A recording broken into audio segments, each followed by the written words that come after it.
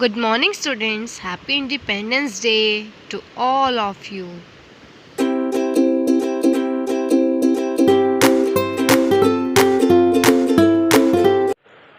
Hello, children. I am back with my new video of class 5th Marigold book, chapter Flying Together.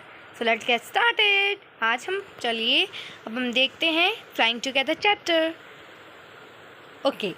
What are some of the things your parents and teachers tell you to do on time? Get up in the morning, do the homework, pack your school bag. इसमें बोला गया है कि ऐसी वो कौन सी चीज़ें हैं जो आपके पेरेंट्स और आपके टीचर आपको करने के लिए बोलते हैं समय पे, on time. Get up in the morning, सुबह उठने के लिए. डू द होमवर्क, आपका गृह कार्य करने के लिए. और पैक योर स्कूल बैग, और आपका स्कूल बैग जो है पैक करने के लिए. अब हम पढ़ते हैं.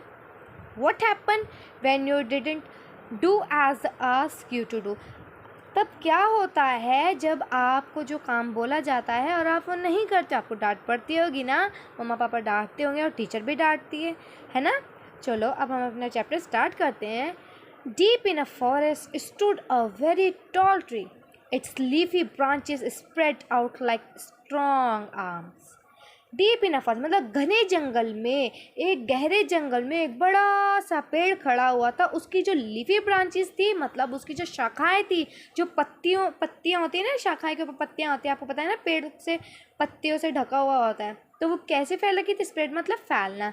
वो जैसे स्ट्रॉन्ग आर्म्स, जैसे कि बड़े बड़े ताकतवर हाथों की तरह ऐसे फैल रखे, जैसे पेड़ के हाथ होंगे, ऐसे फैल रखी थी. This tree was the home of a flock of wild geese. They felt safe there. One of the geese was a wise old bird. वो जो ट्री था वो किसका घर था? वो फ्लॉक ऑफ वाइल्ड गीज का था. मतलब जो गीज होते हैं ना, जो हंस होता है, वो जो जंगली, हाँ, वाइल्ड मतलब जंगली, तो किसका घर था? जंगली हंसों का. फ्लॉक मीन्स अ ग्रुप, मतलब जो एक ग्रुप होता है ना, हंसों का ग्रुप को क्या बोलते हैं? फ्लॉक बोलते हैं. तो वो किसका घर था? हंसों का घर था. Okay. They felt safe there. उनको वहाँ कैसा सेफ फील करते थे, वो वहाँ पर ना सुरक्षित महसूस करते थे. One of the geese was wise old bird. और उनमें से जो एक गीज था, जो उनमें से एक हंस था ना, वो ओल्ड था, बहुत बुद्धिमान था और बूढ़ा था. Okay. He noticed a small creeper at the foot of the tree. उन्होंने क्या नोटिस किया? उन्होंने नोटिस किया एक छोटी सी बेल ना उग रही थी, वहाँ पे थी, पेड़ के नीचे. उन्होंने ये नोटिस किया. अब देखिए, जो शाखाएं जो बेल होती है, वो तो चढ़ती चढ़ती ऊपर बढ़ती रहती है ना, बढ़ती रहती है. जो बेल होती है ना हमारे यहाँ, मनी प्लांट जिसको बोलते हैं, है ना, वो भी तो एक क्रीपर है, क्योंकि वो बढ़ता है ऊपर को. तो एक टाइम वो भी बढ़ती. तो he spoke to the other birds about it. उन्होंने वो जो बूढ़ा हंस था, उन्होंने दूसरी बर्ड्स को भी बताया उसके बारे में. Do you see that creeper? He said to them. क्या तुम वो क्रीपर देख रहे हो? क्या तुम वो बेल देख रहे हो? किसने कहा ये? उन गीस से कहा, उन हंसों से कहा, उस बूढ़े हंस ने. ओके. जो और भी हंस थे वहाँ, उससे कहा. Let us destroy it. चलो इसको बर्बाद कर देते हैं. Why must we destroy it? asked the geese in surprise. तो जो और गीस थे, उन्होंने बोला हम इन्हें क्यों बर्बाद करें? और सरप्राइज में कहा, बहुत आश्चर्य होकर, कि क्यों, हम क्यों बर्बाद करें इसे? It is so small. वो बहुत छोटी है. What harm can it do, my friends? replied the wise old bird. That little creeper will soon grow. As it creeps us this tree, it will become thick and strong. तो उन्होंने कहा कि ये तो बहुत छोटी है, लेकिन उन्होंने कहा कि उसने जो वाइज ओल्ड बर्ड था, फिर उन्होंने उनसे कहा, जो बूढ़ा हंस था, उन्होंने कहा कि ये अभी तो छोटी है, लेकिन एक टाइम आएगा ये जल्दी ही बड़ी होगी, है ना.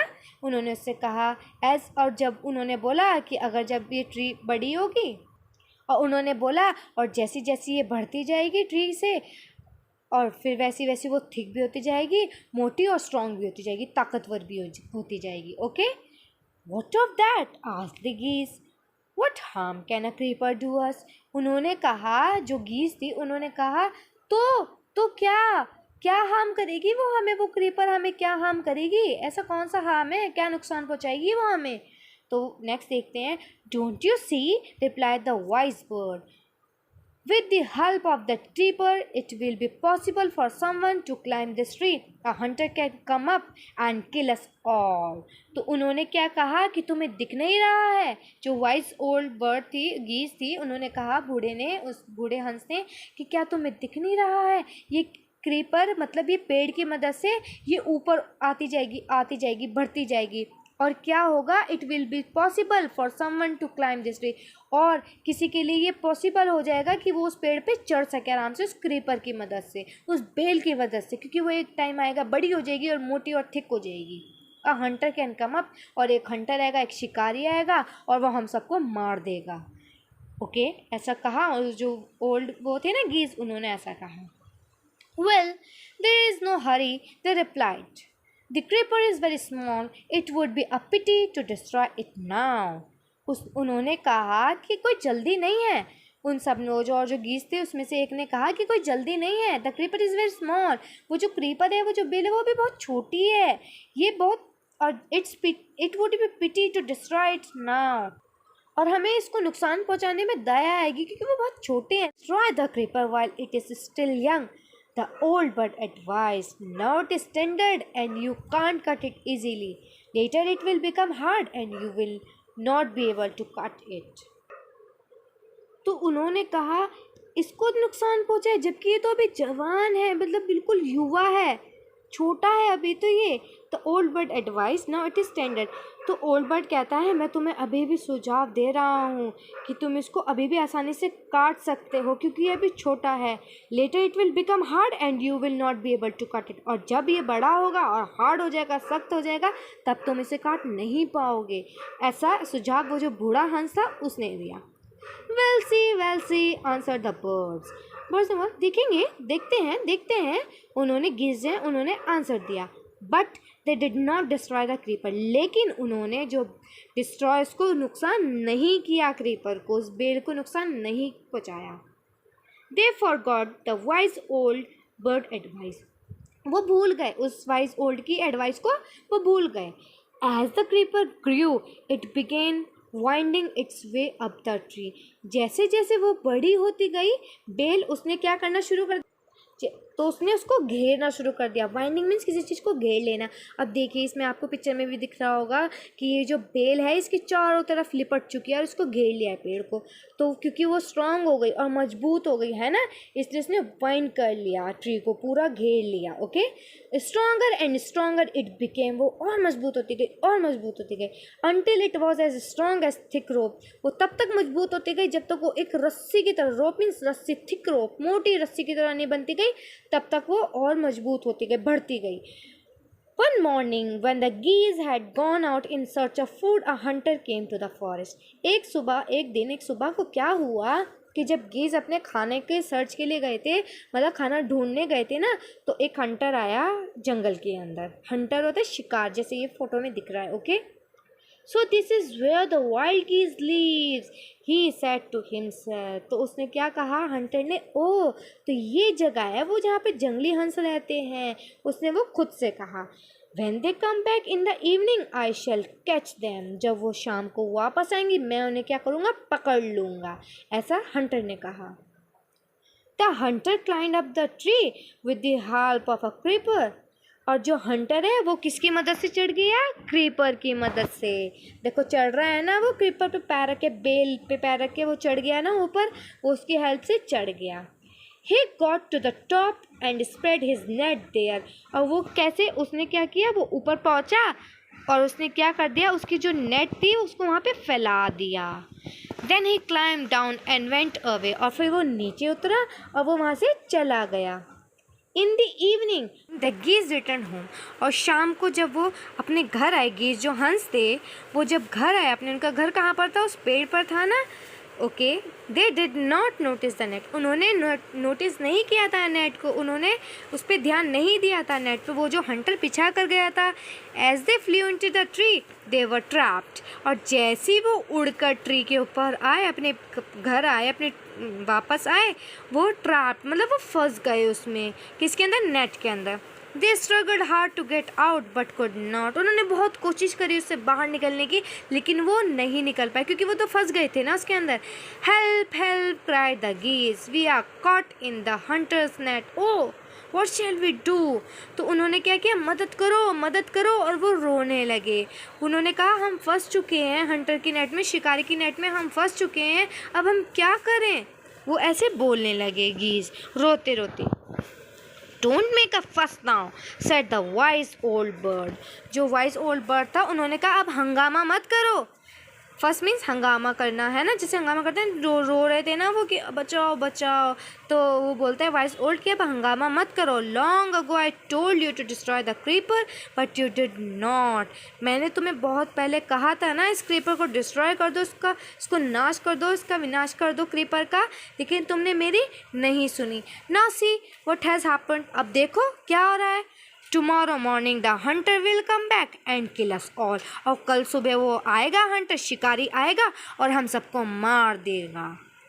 We were foolish wept the birds, we are very sorry we did not listen to you, please tell us what to do। उन्होंने कहा हम मूर्ख है, फुलिश मतलब मूर्ख, वेप द बर्ड्स मतलब अजीब से रोते हुए कहा उन्होंने कि हम मूर्ख हैं, हमसे गलती हुई है, वी आर सॉरी, हम गलती मानते हैं अपनी, हमने आपकी बात उस टाइम नहीं सुनी, अब हमें बताइए, सुझाव दीजिए, अब हम क्या करें।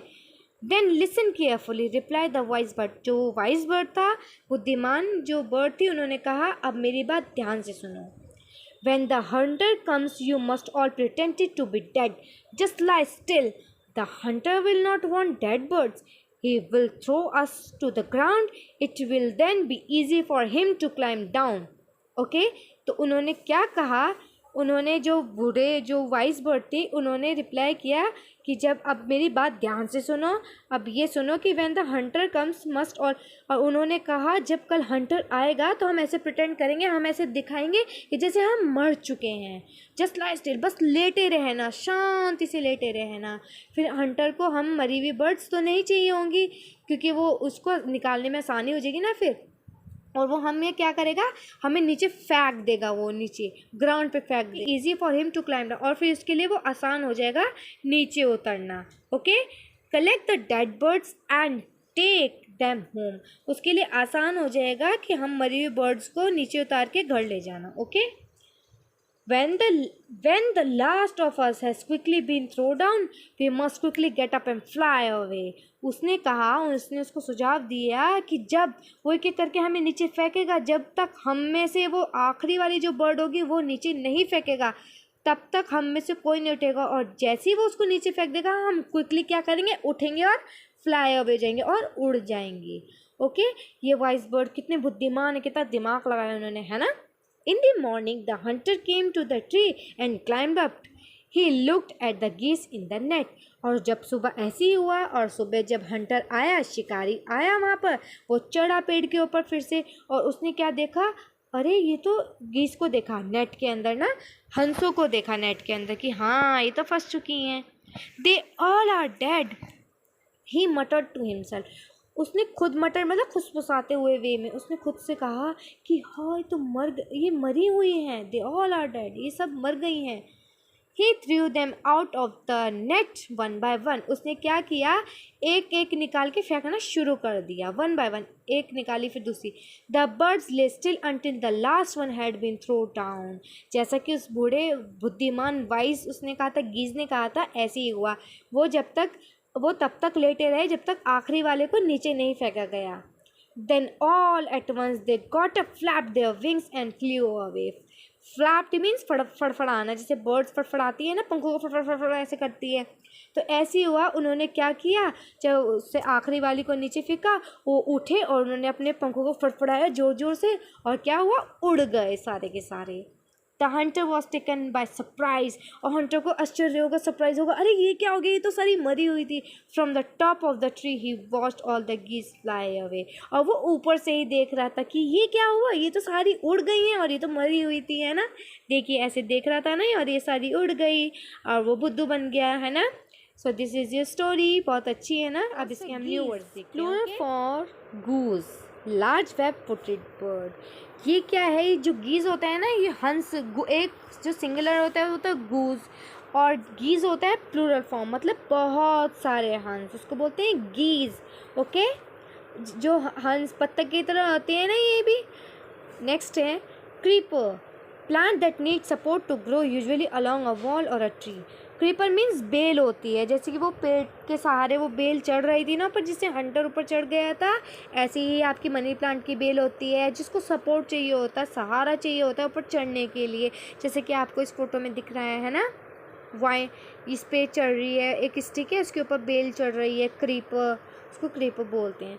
Winding, go in circular spiral course. अच्छा, वाइंडिंग मीन्स घेर लेना किसी चीज़ को, जैसे कि पेड़ के चारों तरफ जो बेल थी उसने पेड़ को घेर लिया था ना, मतलब गो इन सर्कुलर, मतलब गोल गोल गोल करके वो ऊपर चढ़ रही थी, है ना, स्पाइरल की तरह। मटर्ड, spoken in a low tone, मतलब खुसफुसाना, इस धीरे सी आवाज़ में बोलना। खुसफुसाते हैं ना, खुस ऐसे करते हैं ना, वही उसको बोलते हैं अपने आप से जब बोलते हैं किसी से बात करते हैं तब। Flapped, move wings up and down, मतलब फड़फड़ाना। फ्लैप्ड मीन फड़फड़ाना, जैसे गीज़ फड़फड़ाई थी ना और फिर वो उड़ गई थी, मतलब अप एंड डाउन, अपने पंखों को ऊपर नीचे करना, फड़फड़ाना। ओके, सो अब हम करेंगे अपने क्वेश्चन आंसर्स। गीज थे वो कहाँ पर रहते थे? The गीज lived in the leafy branches of a tall tree. जो गीज थे, जो हंस थे, वो कहाँ पे रहते थे? लीफी ब्रांचेस, एक बड़े से पेड़ में रहते थे, है ना, जिसकी लीफी ब्रांचेस थी, जिसकी शाखाएं कैसी थी? पतीली शाखाएं थी, जिसमें पत्ती से भरी हुई थी। Okay, second question, why did the old bird advise the other birds to destroy the creeper. जो ओल्ड बर्ड थे, जो ओल्ड हंस था, उसने एडवाइस क्यों किया था दूसरे बर्ड्स को कि इसको नष्ट कर दो, इसको डिस्ट्रॉय कर दो? Answer is the old bird advise the other birds to destroy the creeper because it could help a hunter to climb up the tree and kill all of them. उन्होंने, जो ओल्ड बर्ड था, उन्होंने advice इसलिए किया था उन हंसों को, उन बर्ड्स को, क्योंकि एक दिन क्या होगा, वो बड़ी हो जाएगी, शाखाएं जो बेल होगी वो बड़ी हो जाएगी और हंटर आएगा, आसानी से पेड़ पे चढ़ जाएगा और उन सबको मार देगा। ओके, और ऐसा ही हुआ था, हंटर आया था लेकिन वो तो बच गए थे, है ना। Question third, why did the geese cry help help. Question third है कि वो जो गीज थी वो रो क्यों रही थी, हेल्प हेल्प, बचाओ बचाओ क्यों बोल रही थी? Answer, the geese cried for help because they were trapped in the hunters net. वो इसलिए चिल्ला रहे थे हेल्प हेल्प, और वो इसलिए रो रहे थे क्योंकि वो हंटर्स की जो वो थी नेट थी, जो शिकारी की नेट थी, उसमें फंस गए थे ना, इसलिए वो रो रहे थे और बोल रहे थे बचाओ बचाओ, मदद करो। Question fourth, what did the hunter do when he thought that the geese were dead. Hunter ने क्या सोचा जब उसने देखा कि ये जो हंस है वो तो मरे हुए, जबकि वो मरे हुए नहीं थे। उसने क्या किया, तो he threw them out of the net one by one. उसने क्या किया था, उसने एक सबको फेंकना शुरू कर दिया था वन बाय वन, है ना, नीचे फेंकना शुरू कर दिया था ना, एक एक करके। Question fifth, Y did the geese pretended to be dead. जो गीज थी उन्होंने ऐसा क्यों दिखाया कि वो मर चुकी हैं? The geese pretended to be dead so that the hunter would leave them safely. उन्होंने इसलिए दिखाया ताकि वो जो हंटर है, वो जो शिकारी है, उनको सेफली छोड़ दे, है ना। और वो क्योंकि वो दिमाग किसका था? वाइस ओल्ड का, गीज का था ना, है ना। Question six, describe one incident when you got into trouble because you did not do your work time. अब आपको एक इंसिडेंट ऐसा बताना है कि आप जब मुश्किल में फंसे हो और आपने अपना ऐसी मुश्किल में जब आपने अपना काम पूरा, अभी तक की एक्सरसाइज सिर्फ हम इसी वीडियो में करेंगे और आगे की जो एक्सरसाइज है वो उसके लिए अलग से वीडियो आएगी, क्योंकि ये वीडियो फिर बहुत बड़ी हो जाएगी और इस चैप्टर में बहुत सारी एक्सरसाइजेज हैं जो कि मुझे आपको करानी है, एक्सप्लेन करनी है। ओके, तब तक के लिए बाय बाय। अगर आपको मेरी वीडियो अच्छी लगी तो प्लीज़ मेरे चैनल को लाइक शेयर सब्सक्राइब कर दीजिए, और कुछ भी अगर आपको दिक्कत हो तो कमेंट में ज़रूर बताइएगा। और अगर आपको किसी और सब्जेक्ट के ऊपर या किसी और चैप्टर के ऊपर वीडियो चाहिए तो प्लीज़ मुझे कमेंट करके बता दीजिए और आपको वीडियो तभी उसी वक्त मिल जाएगी, आई प्रॉमिस यू। मिलते हैं नेक्स्ट वीडियो में पार्ट सेकंड में, तब तक के लिए बाय बाय, टेक केयर।